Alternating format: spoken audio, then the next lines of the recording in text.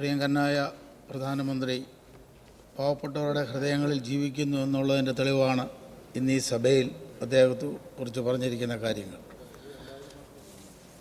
Sir, ജനഹൃദയങ്ങളിൽ, പാവപ്പെട്ടവരുടെ ഹൃദയങ്ങളിൽ ഇന്നും ജീവിക്കുന്നു.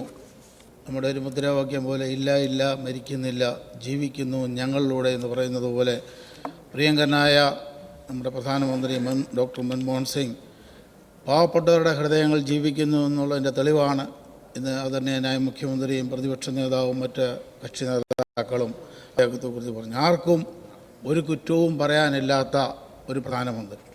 ഞാനിന്ന് ഓർക്കുന്നു, അദ്ദേഹത്തെ കളിയാക്കിക്കൊണ്ട് ഒച്ചയെടുത്ത് സംസാരിക്കാത്ത ഒരു പ്രധാനമന്ത്രി എന്ന് പറഞ്ഞപ്പോൾ അദ്ദേഹത്തിൻ്റെ മറുപടി അന്ന് പത്രങ്ങളിലൂടെ വന്നത്, ഒച്ചയിൽ സംസാരിക്കുന്നതല്ല ഒരു പ്രധാനമന്ത്രിയുടെ ദൗത്യം, നല്ല രീതിയിൽ കാര്യങ്ങൾ പ്രവർത്തിക്കുക എന്നുള്ളതാണ്.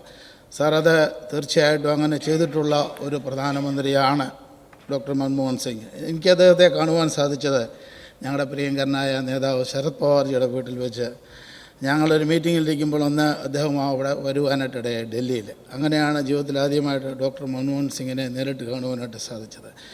സാർ, ഇന്നും ഓർമ്മയിൽ നിൽക്കുന്ന അദ്ദേഹത്തിൻ്റെ പ്രത്യേകത ജനഹൃദയങ്ങളിൽ, പാവപ്പെട്ടവരുടെ ഹൃദയങ്ങളിൽ, പ്രത്യേകിച്ചും ഇന്ത്യ എന്ന മഹാരാജ്യത്തെ എന്ന് പറഞ്ഞാൽ ഒരു സാമ്പത്തിക ക്ലേശമില്ലാതെ നയിക്കുവാൻ തക്കവണ്ണം അദ്ദേഹം എടുത്ത തീരുമാനങ്ങൾ അത് ഇന്നും നിലനിൽക്കുന്നു.